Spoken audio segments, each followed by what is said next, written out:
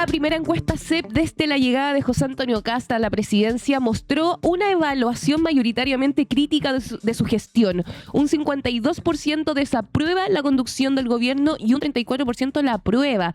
El estudio fue hecho entre el 18 de abril y el 27 de mayo sobre una muestra de 1.469 personas residentes en 122 comunas de todo el país. Además, un 67% declara tener poca o ninguna confianza en que el mandatario cumplirá sus promesas de campaña. La medición también posiciona a Tomás Bodanovich como la figura con mayor capital político, mientras varios dirigentes presentan importantes niveles de rechazo. La delincuencia continúa como la principal preocupación ciudadana en un escenario marcado por una evaluación negativa de la economía, pero con mejores expectativas para los próximos 12 meses. El sondeo también refleja un mayor respaldo a la democracia, preferencia por liderazgos capaces de alcanzar acuerdos y opiniones más restrictivas frente a la inmigración. ¿Y quién mejor que explicar esto que se sume acá a nuestro panel? Por supuesto, como todas las mañanas, Camilo Espinosa, Rey del Facto. ¿Cómo están? ¿Cómo le va, Camilo? Bien, los vi muy entusiasmados en la mañana mundialista. Mañana es mundialera. Es que pasa de todo. Un magazine. Oye, primero es muy importante saber que la encuesta CEP, ¿por qué es tan importante? Mira, la encuesta CEP históricamente ha sido considerada la encuesta con mejor metodología de la publicada y con trayectoria en Chile. Es una encuesta que, a diferencia de la moda actual de sacar encuestas semanales, encuestas que se hacen por teléfono o incluso algunas que apuestan a encuestas por WhatsApp o mail, esta es una encuesta que tiene un carácter mucho más sólido en su metodología. ¿Ya? Eso es lo primero que hay que aclarar. Por eso es muy valorada en ese sentido. Ahora, tiene un problema importante, y el problema es que está todavía a un ritmo mediático de, yo te diría, los 90 a los 2000, que es cuando no había internet, no había tanta necesidad de que la información esté actualizada, de cómo le fue al presidente esta semana. Claro, que no era como la academia. No había academia en esa época. Está la antigua. Entonces, por ejemplo, lo que agarra acá la CEP es todo yo te diría, todo el primer periodo Kast, los primeros meses, casi los primeros 3 meses, porque se deja un poco de lado marzo y agarra fundamentalmente abril y mayo, que es donde se concentró esencialmente las noticias. Es decir, aquí agarró desde el MEPCO, desde la frase de las metáforas, los recortes, la tramitación de la mega reforma. Solo le faltó la cuenta pública. Me parece que no alcanza a estar en la medición de esta encuesta. Y tiene varias cosas interesantes. Partiría por, no sé si tenemos el gráfico de aprobación-desaprobación del presidente Kast, que yo creo que para hacer una encuesta tan larga, uno esperaría que existiera algún rastro de luna de miel todavía. Claro. Y no. O sea, ese pedazo rojo que ven ustedes de desaprobación en más del 50%, el 52% de las personas desaprueba la gestión de José Antonio Kast en esos meses, mientras que la aprobación está en torno al 34%, que es muy parecido a lo que están mostrando también las otras encuestas. O sea, lo que hace la CEP es confirmar con un campo mejorado lo que las otras encuestas están diciendo. Así en este es. caso. Sí, o sea, más de la mitad del país. O sea, a ver, ¿qué te están diciendo la encuesta CEP y en general todas las encuestas en términos globales?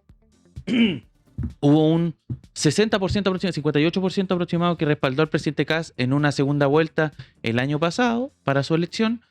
De ese 58%, la mayoría es un voto prestado, es un voto que le correspondía más bien a Matei, Kaiser y Parisi. Y lo que vemos es que el grueso de esa votación ya se ha ido. Está o en no aprueba ni desaprueba, está en un punto medio, que es justamente el color amarillo que vemos ahí, o derechamente están en la desaprobación. Y Kast se acerca peligrosamente a su votación en primera vuelta. O sea, está como a 5 puntos de lo que sacó la primera vuelta del año pasado. Eso es lo esencial. Otros datos que son interesantes, que pasan medio colado, pero que tienen mucho que ver sobre todo con las trayectorias a largo plazo de la opinión pública, tienen que ver con economía. Hay varias preguntas que se hacen inicialmente en economía. Elijamos cualquiera, José, la primera de repente, porque en general el fenómeno es muy parecido en todas. Y lo que vemos ahí en el análisis que hacen los encuestados de la economía es que bajan quienes creen que va a empeorar, pero también bajan los que creen que va a mejorar, y crecen los que en el fondo le dan el beneficio de la duda a esta administración en materia económica. Eso es por ejemplo, respecto a... Ya, esta es quienes ven la situación económica personal, es decir, que le preguntan a ti cómo ves tu situación económica.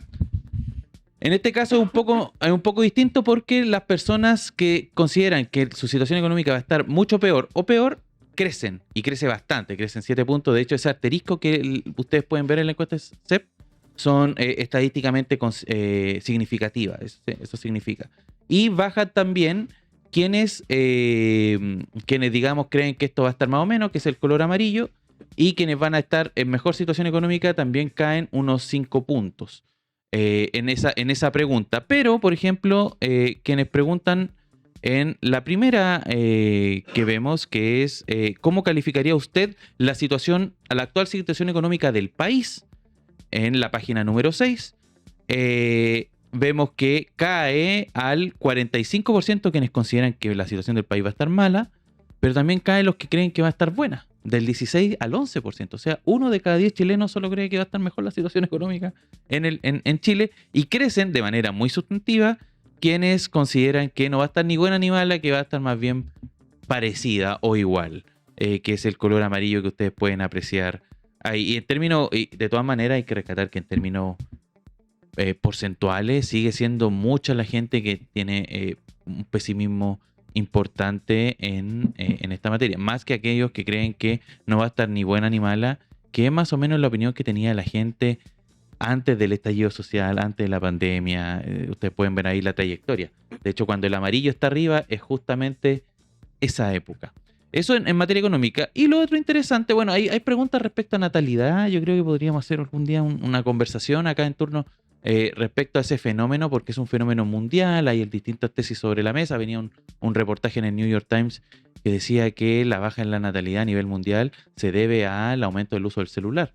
Es bien curioso eso, pero... La gente no se ve. Exactamente, como que se perdió una suerte de socialización respecto a eso. Es multifactorial, o sea, puede ser eso, como también puede ser que no existen condiciones pertinentes para el día de mañana, pensar siquiera en una vivienda, en una casa, pensar en un sueldo digno para mantener una familia, o que quizás otro factor, ahí ustedes comenten en el chat, quizás sea que ahora la maternidad o paternidad es deseada, entonces uno que lo hace como un proyecto de vida, ¿me entiendes? Uno no lo hace volátilmente. Sí, claro. Lo que pasa es que la evidencia, que en el fondo están todos esos elementos sobre la mesa, y eso es lo interesante de este artículo que yo recomiendo que lo lean, el del New York Times. La evidencia está mostrando que es por el uso de la tecnología. ¿Por qué? Porque también ocurre en familias que están acomodadas, ¿cachai? Que no tienen problemas de futuro, que podrían tener todos los hijos que quieran, también están perdiendo natalidad. Entonces los investigadores se preguntan, ¿por qué en esas familias tampoco quieren tener hijos? ¿Cachai?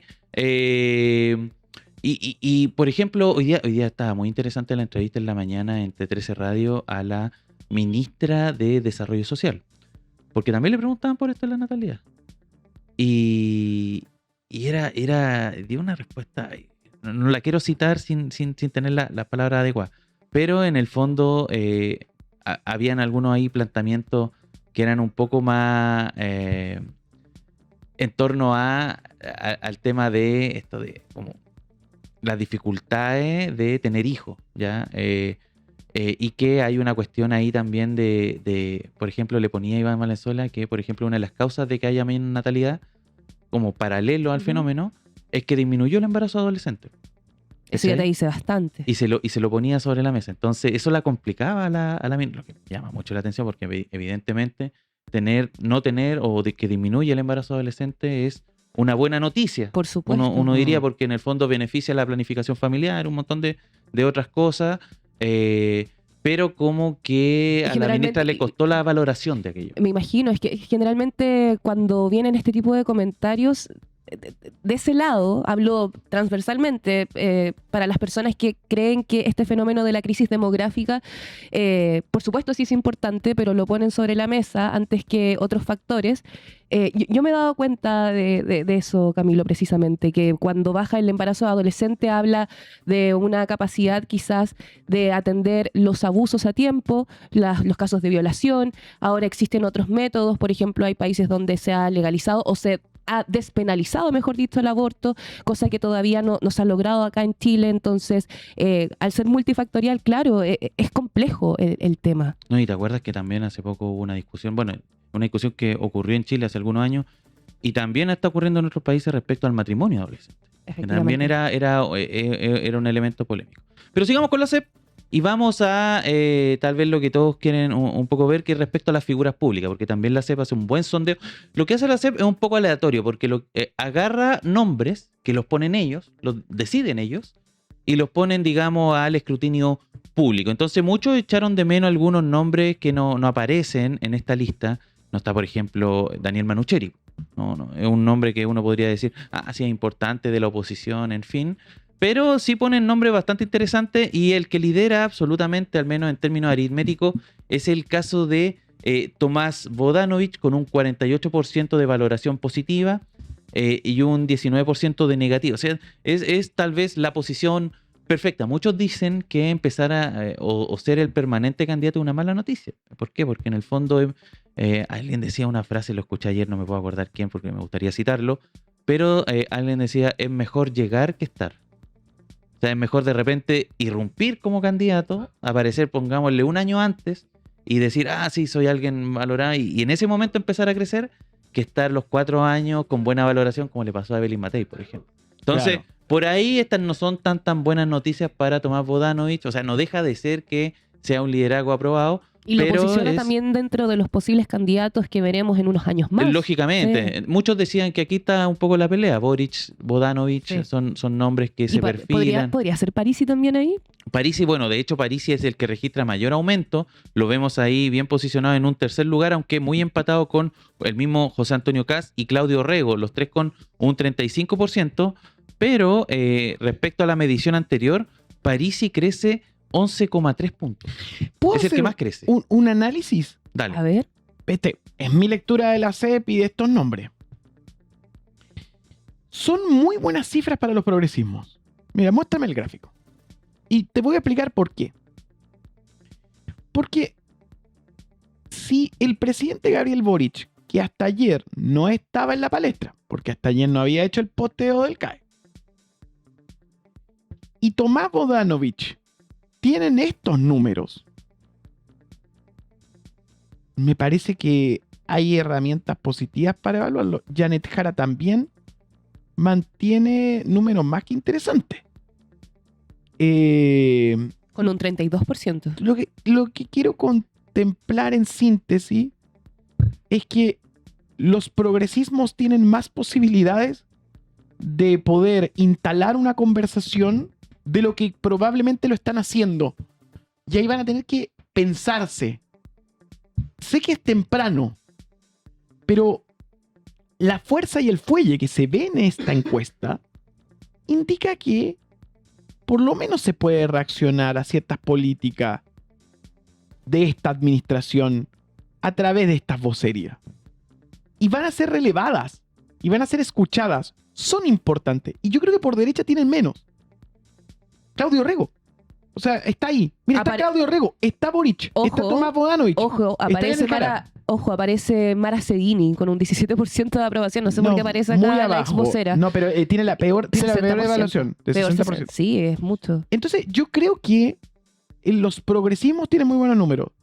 Y hay una obsesión por parte de los progresismos y también de distintos grupos y medios de comunicación de alimentar el tema Franco Parisi. Franco Parisi, con mucho respeto, es genial como candidato de campaña. Va a ser una cambiatón de láminas. A eso voy. En medio de que a la gente le peguen manotazos a sus cuentas, Franco Parisi está haciendo una cambiatón de láminas. Algo más podría decir.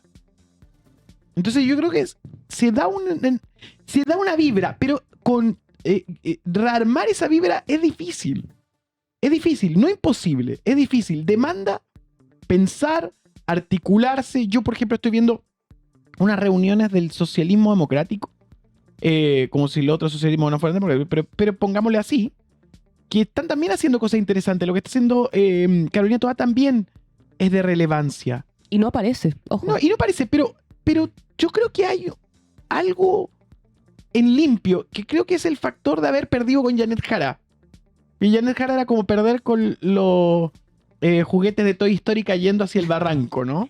Lo perdieron todos unidos y ahora hay cierta concepción de unidad que está distribuida, pero que si alguien ordena, puede funcionar muy bien. Yo yo creo que, o sea, me sorprenden los números de Johannes Kaiser, por ejemplo.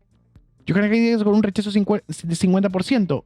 Eso no prende por ningún lado. O sea, 10 puntos de Marcedini. Jorge Quirós muy mal.